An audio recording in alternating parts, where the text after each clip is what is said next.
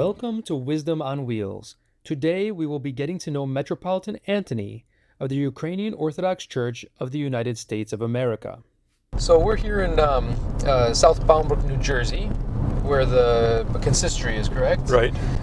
This is actually our national headquarters. National headquarters, okay. What brought the national headquarters here to South Boundbrook?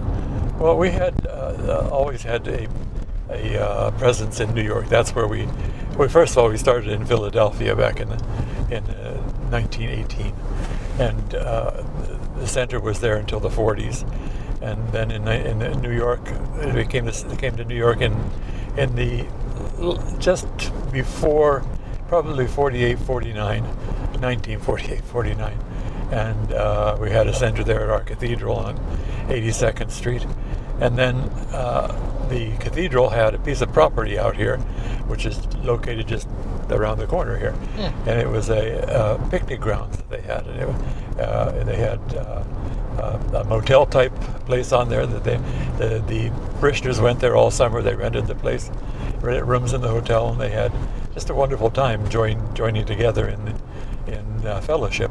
And the priest of the cathedral at that time happened to find this property that we are located on now, where the headquarters is. It's just been one blessing after another from the Lord in terms of our development of the property and our ability to expand our services, etc. You even have a seminary on the property. Seminary. We have the Memorial Church, which was built in between 1955 and 65, it's the first memorial in the entire world to the victims of the Holodomor, the artificial famine in Ukraine that killed 7 to 10 million people by Joseph Stalin and his cohorts. And then over there we also have a social center for our sisterhood. And then on the other side of the property, which we purchased in 1972, we have the seminary, we have our consistory administration building, and we have our cultural center, Ukrainian Cultural Center. You grew up in Pennsylvania. I did. Can you tell us a little bit about your roots?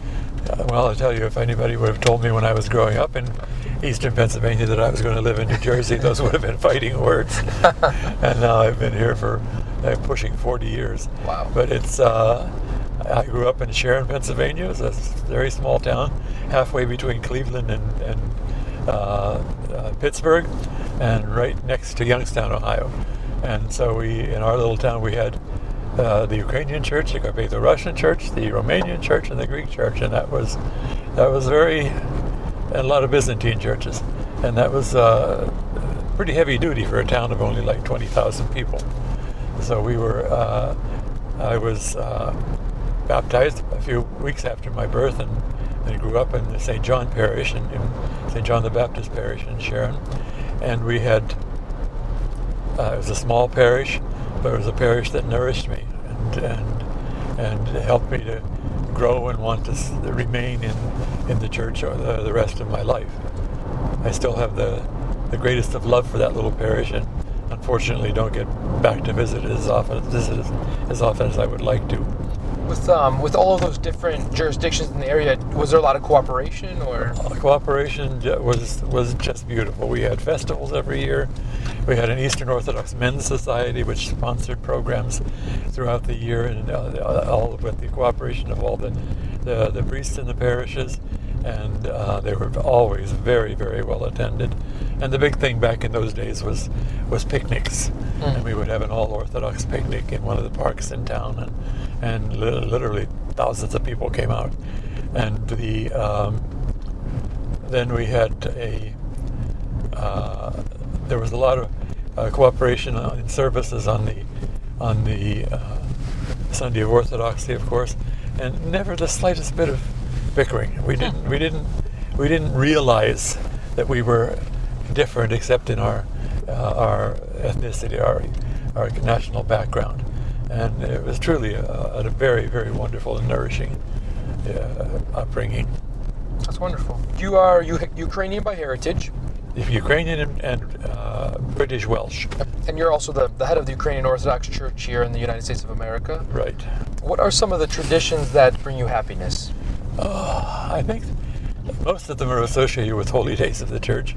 I'm never more happy than I am on the Nativity of our Lord, and that whole period between the Nativity and the Epiphany. When we have on Epiphany Eve and Christmas Eve, it's a very powerful tradition where families pretty much stay at home and have a family dinner, which is a 12-course dinner, of course, fasting and all in commemoration of the 12 apostles, and it's just I go back to the experience of those 2 evenings, not only in my early life but also in my parish life. I was a priest for 13 years, and we left Christmas Eve to be the pure family, individual family celebration. But then on Epiphany Eve we gathered all the members of the church together, and we invited anyone else who wanted to come. The parishioners were allowed to bring friends and to bring neighbors, and to see, have a bit of an experience of what our Ukrainian and Eastern Orthodox life was like. And that was always just one of the most rewarding evenings, because there were so many questions that people had. It was just one of the best opportunities to share that we've had. And of course all the holy days associated with Great Lent and Pascha. That's when all the troubles that the church faces and all the difficulties that people face in their lives, that's when they seem to fade into the past.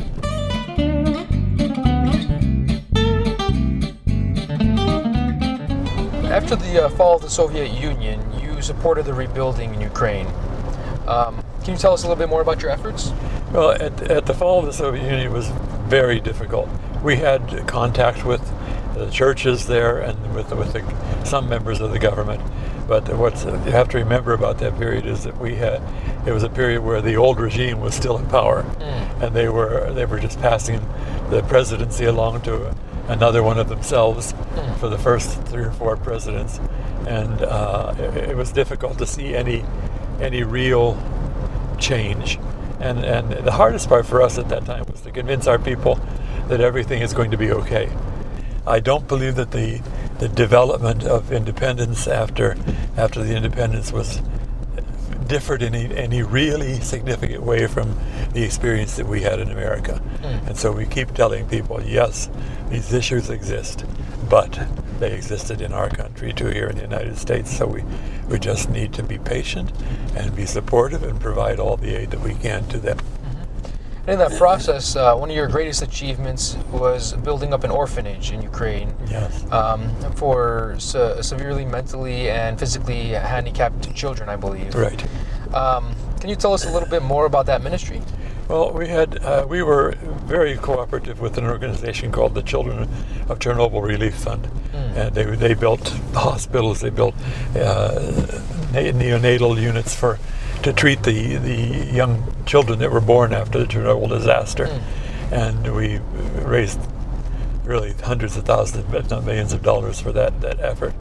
And in the course of one of my visits with them to bless one of the neonatal units, I asked them if they knew about any orphanages that would be suitable for us to assist from long distance in America. And they came up with one that was in the Ivano-Frankivsk area of Ukraine, the western Ukraine, and I went to visit, and it was the orphanages that we had 4 of them, and the ones that we chose to support were the children, the worst category orphanages, where they were basically put out in the country and locked away because the children were completely bedridden, most of them, and then when they did get older and were able to get out of bed, they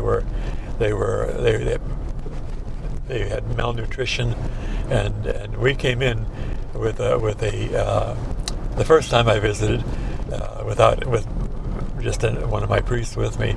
It was just overwhelming to just go to these beds and touch these children on the face, and to hold them in your hands. And I don't think they've had it for almost all of their lives.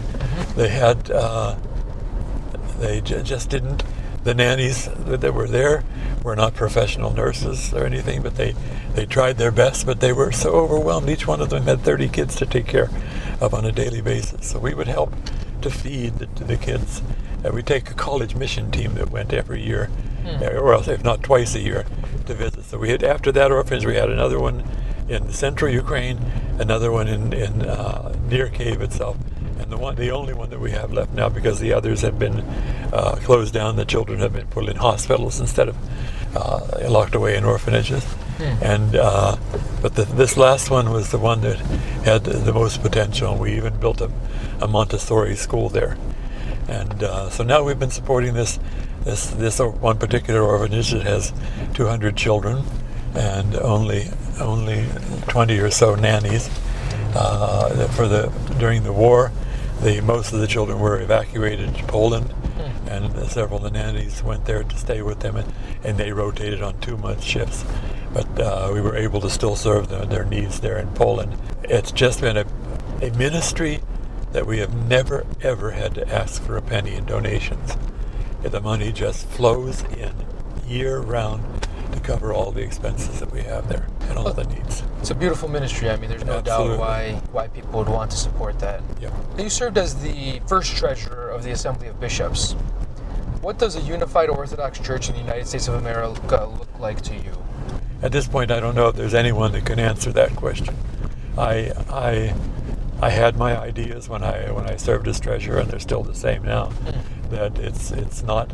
I don't believe that we're going to understand unity as Orthodox here in America until it becomes an independent patriarchate.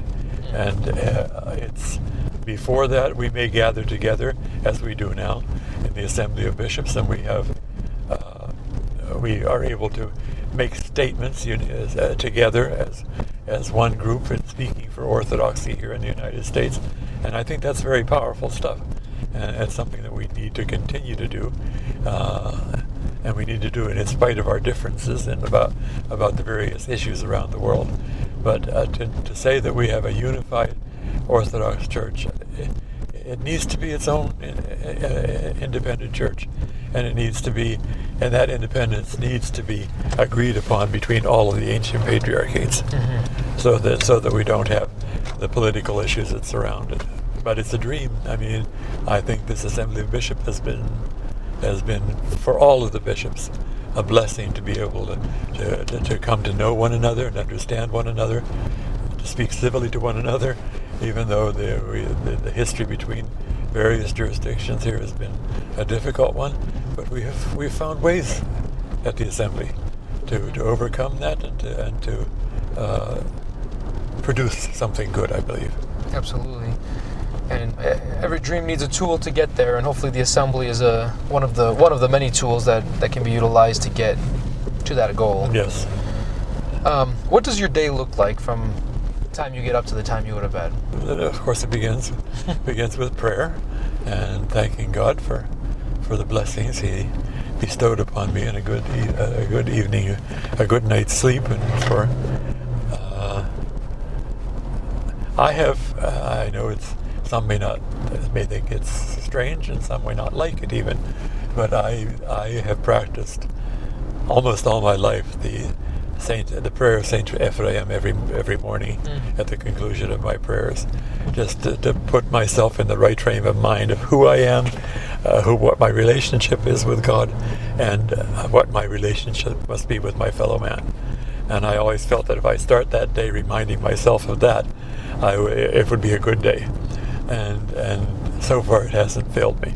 And then after that, it's just lunch, and sometimes with the seminarians, sometimes with staff at the consistory, sometimes with Bishop Daniel and myself alone, with the ability to discuss quite privately the issues that we're having in these days. And then in the afternoon, it's basically the same as the morning. And then in the evening, it's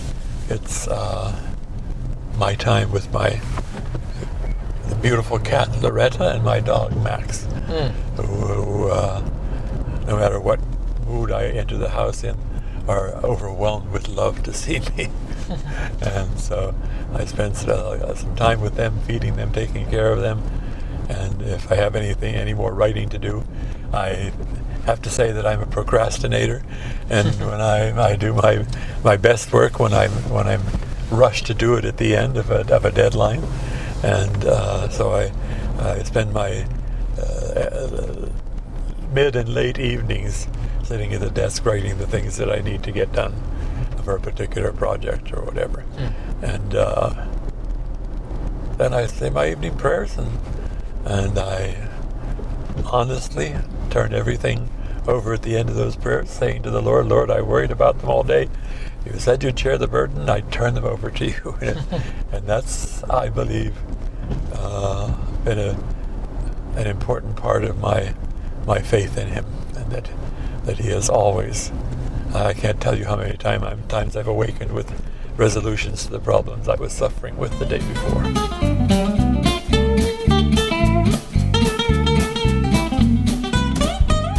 Wow. Tell us a little bit more about Loretta and Max. Loretta is a British short-haired cat that Bishop Daniel had to have. And he lived in the seminary apartment, taking care of the seminarians, and he fell in love with the cat out in Chicago and had to have one, and it came to his house, and the breeder belonged to the parish, and so she found a cat for him, and he brought her home, and of course, as cats will do, he didn't see her for 4 days. She was hiding, didn't know where she was at, and finally the 4th day she jumped on his bed at night, and she thought it was so sweet. He thought it was so sweet that she was nuzzling him on the nose and everything. And I hated to bust his bubble and tell him she was just hungry as heck. But I'll come and get him in a couple of weeks.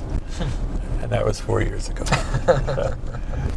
Was it always your dream to be ordained, or did you have other aspirations as a child? Well, I can remember starting at 5 years old. I can remember before going to school, I would run around the house and I'd get a tuna can, and I'd tie a string to it, punch a hole in it, and tie a string on it, and put a towel over my shoulders, and I was walking around the house sensing every person in the house and every corner of the house every day, chanting something. I don't know what it was, probably just Hospite Pomelo, or God, Lord have mercy. And that was my thought. I wanted to be a priest all the way up through high school. And then when I did get in high school and I became more of the world, aware of the world around me, and I was glued to the new Huntley and Brinkley had the first evening newscasts on NBC, and I was just glued to that. And so I decided after I graduated from high school, I enrolled in Edinburgh State University in Pennsylvania, and I was studying journalism, and I wanted to be an international journalist and travel the world reporting from all over the world. Of course, my priest and others who knew what my feelings were about the priesthood asked me, what happened? Why aren't you in the seminary? And I said, I don't know. I'm not sure about that, if I'm really feeling the call. And I said, but if the Lord wants me, he'll hit me over the head with a 2x4 and make it known. And I won't go into the details, but lo and behold, he hit me with that 2x4. And after my second year, I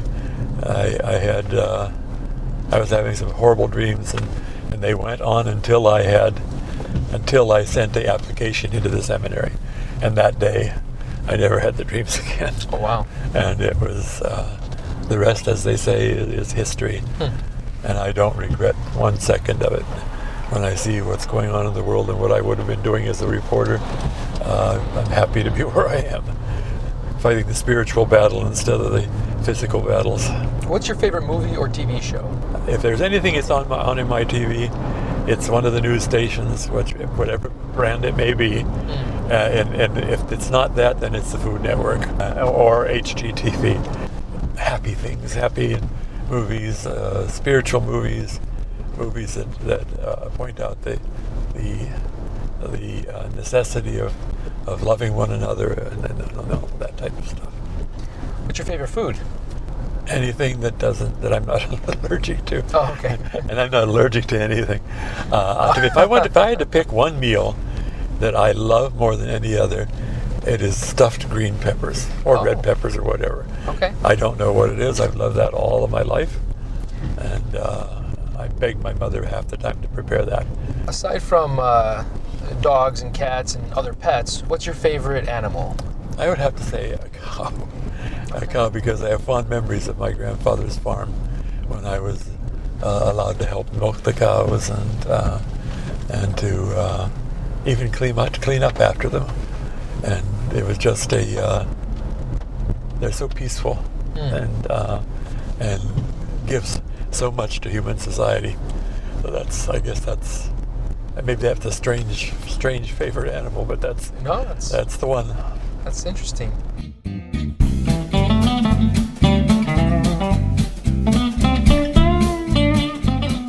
What are your hobbies? Do you have any hobbies? Well, I used to have a lot more than I do today, but one of my favorite hobbies through my life was writing pisanki, Ukrainian Easter eggs.